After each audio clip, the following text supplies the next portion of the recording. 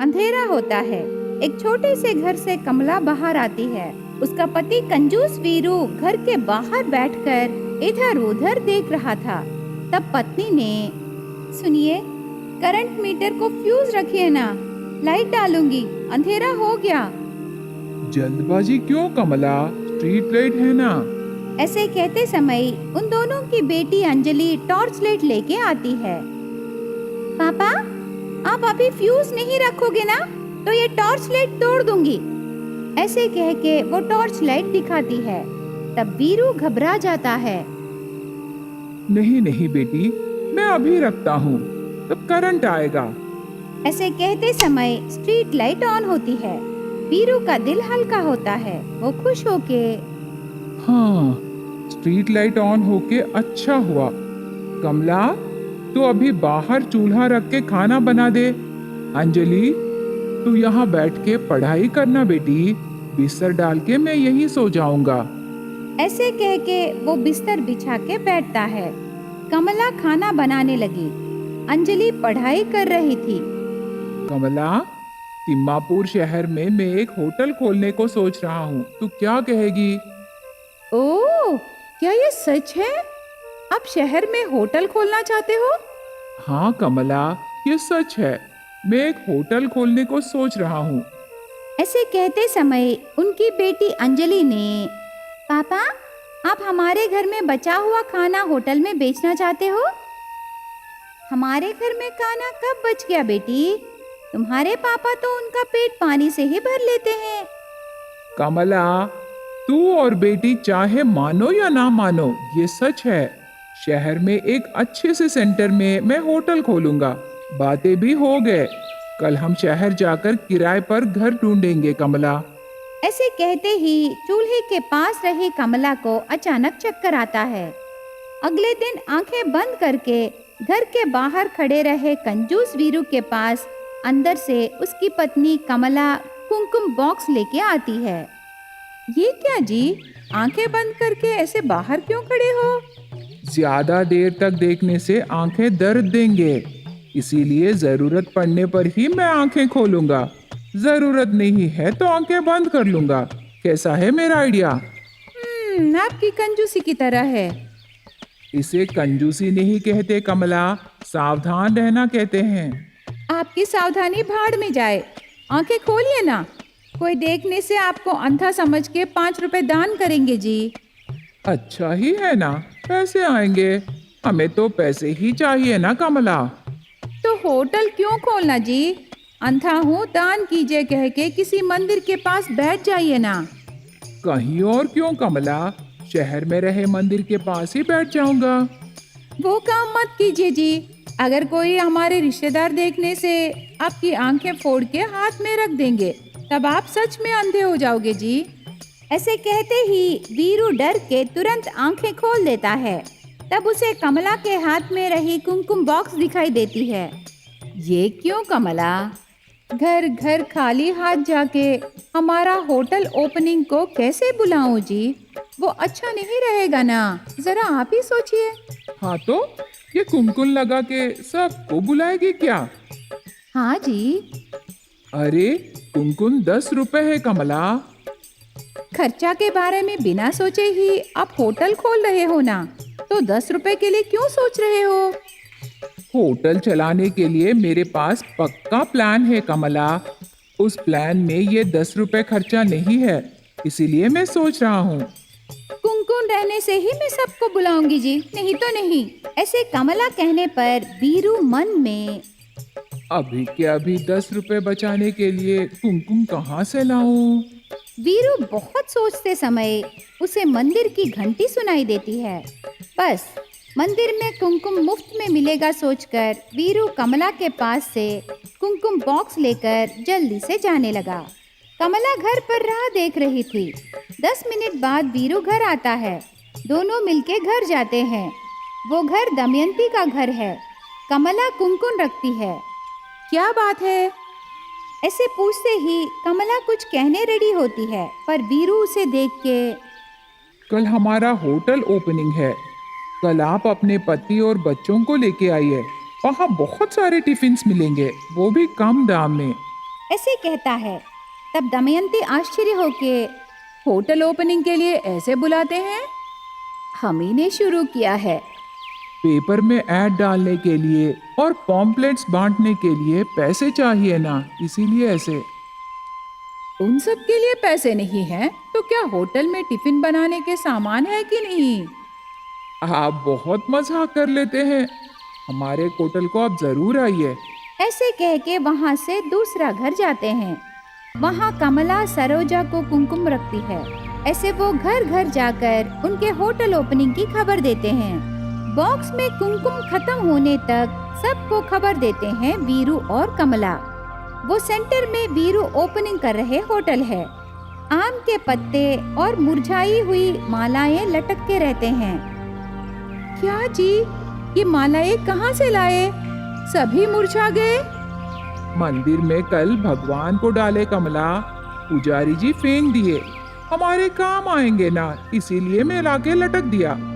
ऐसे कहते ही कमला को बहुत गुस्सा आया, पर वहाँ रहे लोगों को देखकर वो चुप रह जाती है।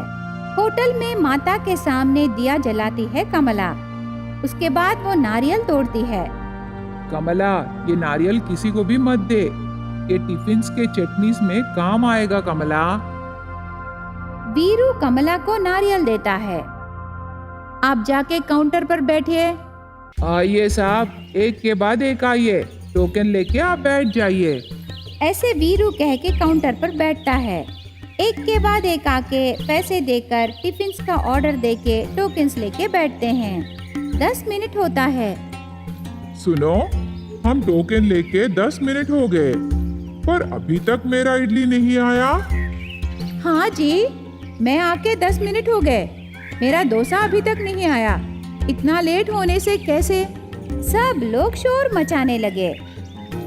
शोर मत मचाइए, काउंटर जॉब खत्म नहीं हुआ। काउंटर जॉब क्या है? हाँ जी, काउंटर जॉब खत्म नहीं हुआ। कहीं कहीं खाली सीट्स है ना, वो भी फुल होना है जी। तब मैं इस काउंटर से उठ के किचन में जाऊंगा। आपका मतलब क्या है? कुछ नहीं बहन जी, इस होटल का सब कुछ मैं ही हूँ। काउंटर पर मैं ही बैठता हूँ और किचन में गरम गरम टिफिन्स भी मैं ही रेडी करता हूँ। उसके बाद मैं ही सबको सर्व करूँगा। ऐसे कहते ही उस होटल में बैठे लोगों को बहुत गुस्सा आया। हमारे पैसे वापस कर दो करके चिल्लाने लगे। अरे आप सब चुप हो जाइए और टोकन के पीछे पढ़ लीजिए। ऐसे वीरू कहता है। सब अपने अपने टोकन्स के पीछे देखते हैं। उसमें लिखा रहता है कि पैसे वापस नहीं दिया जाएगा, टिफिन नहीं चाहिए तो वापस जा सकते हो। वो पढ़ के सब शॉक होते हैं। टिफिन नहीं चाहिए तो आप जा सकते हो, जिनको टिफिन चाहिए वो वेट करो। ऐसे कहते समय और 2 कस्टमर्स आके टोकन्स लेते हैं। वो बैठते हैं। वीरू सब के लिए ऑर्डर्स के मुताबिक टिफिन्स देता है। इडली खा रहे रमना ऐसे कहने लगा। सुनो, इडली में पूरा रेती है। ऐसे कहने पर डोसा खा रही सरोजा ने, डोसा में भी रेती है। सच? वो गिरनी वाली अन्नपूर्णा से मैं बात करूंगा। मिशन के आसपास गिरी आटा छोड़ के मशीन में रही आटा ही देने को बोलूंगा। ऐसे कहने पर सब लोग भाग जाते हैं। उन्हें देख के, अरे क्यों भाग रहे हो? कल फिर आओ, मैं आटे को छन्नी से छान लूंगा। कल आप सब फिर आओ।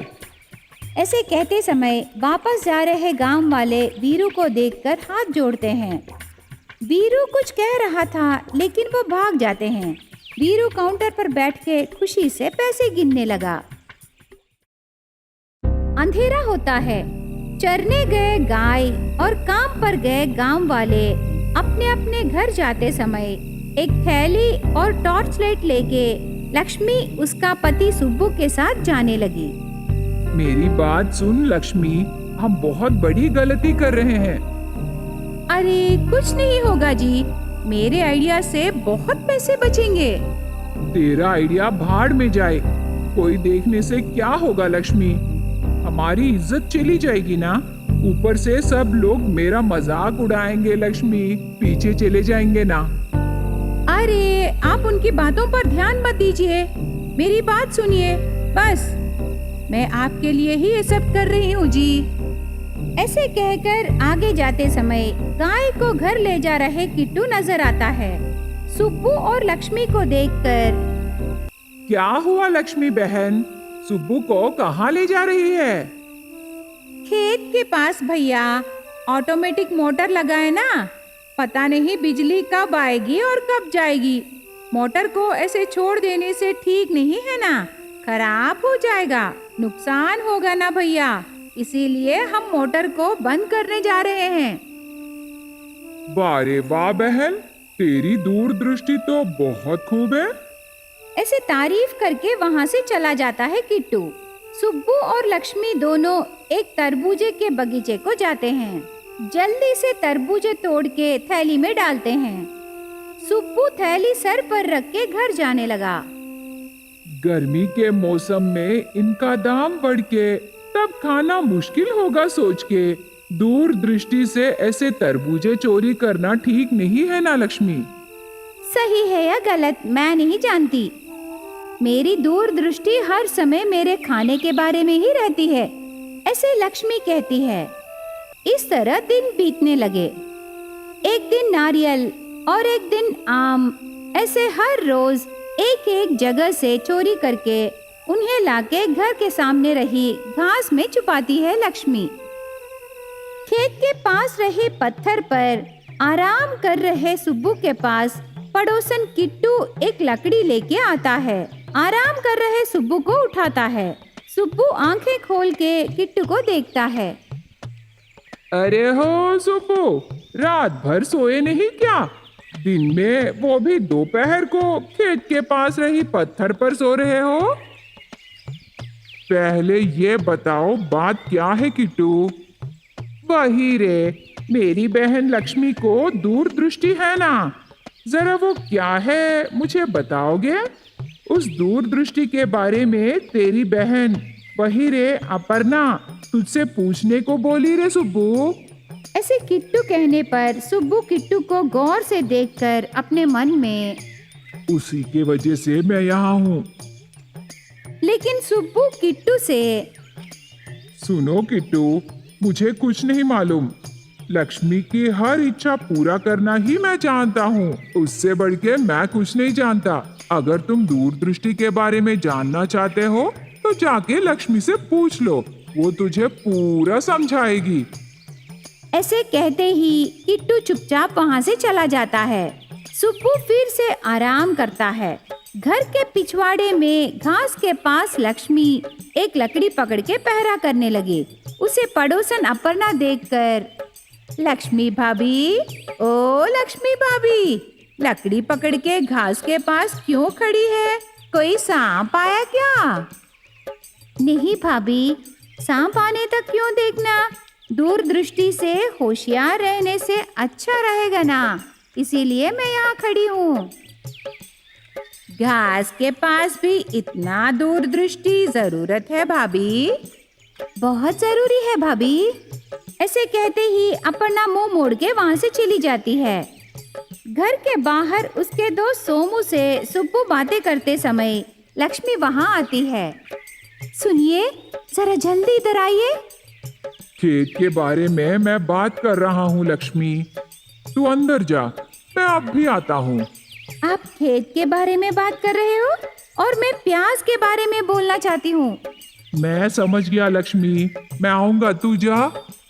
अब भी आइए ना, चाहिए तो खेत के बारे में बाद में बात कीजिए। ऐसे लक्ष्मी कहने पर सुब्बू समझ लेता है। सोमू, हम बाद में बातें करेंगे, अब तू जा। सोमू को भेज के लक्ष्मी के पास आता है। प्याज नहीं लाए क्या? बहुत रेट है लक्ष्मी, इसीलिए मैं नहीं लाया।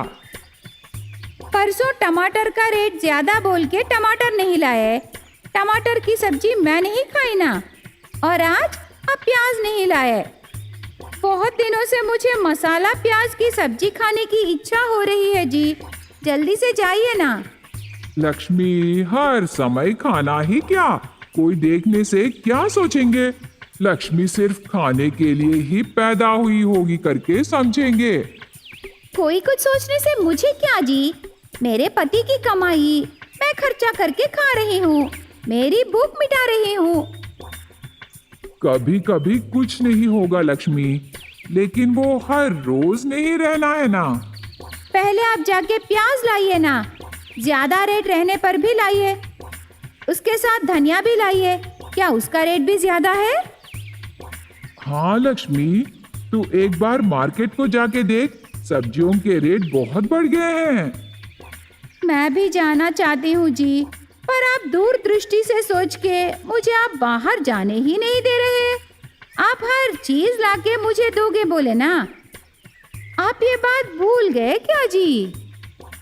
जो है वो खा ले लक्ष्मी, मैं खेत को जा रहा हूँ, मुझे काम है। ऐसे कह के सुब्बू चला जाता है। इस तरह दिन बीतने लगे।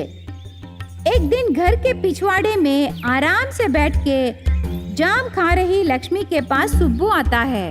तब सुब्बू ने, लक्ष्मी जानती है तू यहाँ क्या कर रही है?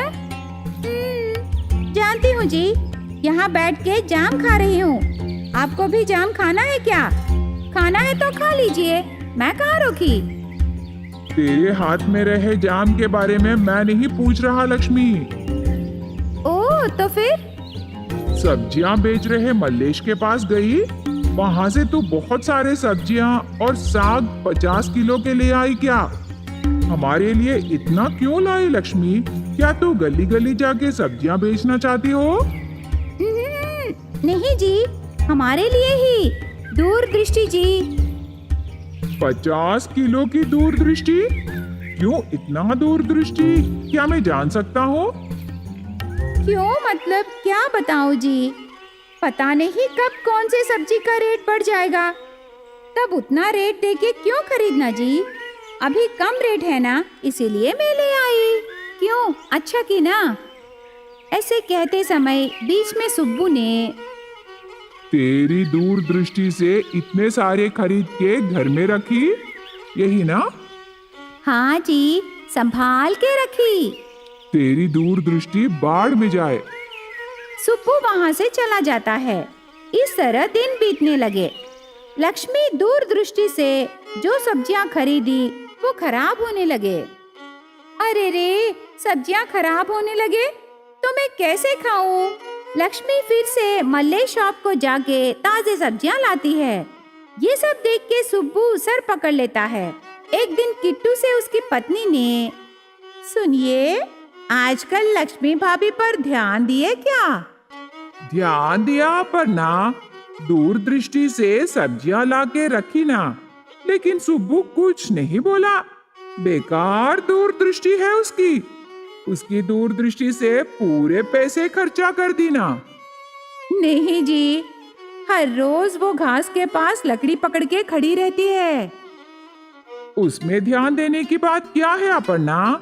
शायद वो बाहर खड़ी रह के पहरा कर रही है। अरे नहीं जी, मुझे शक है कि लक्ष्मी भाभी की दूरदृष्टि उस घास में है। अरे तू भी ना। सुनिए तो, वो रात के समय वही घास के पास बिस्तर डाल के सो रही है जी। घास के लिए इतना दूरदृष्टि क्यों करना? वो तो मुझे कुछ ज्यादा ही लग रहा है जी। ऐसे कहते ही किट्टू सोचने लगता है।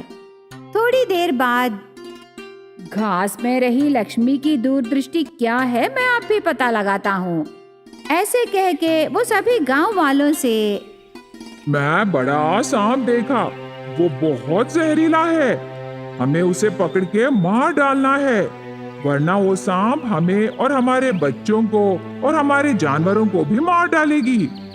वो सांप लक्ष्मी के घर में घास में घुस गई। चलो सब लकड़ियां लेके आओ। ऐसे किट्टू कह के जाता है।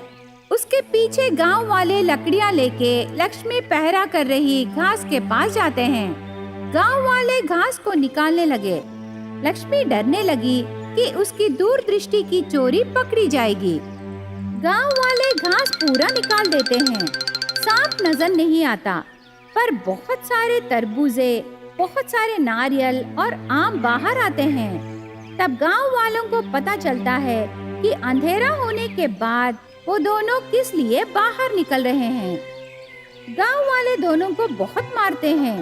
भुक्कड़ लक्ष्मी की दूरदृष्टि से बेचारा सुब्बू बहुत मार खाता है।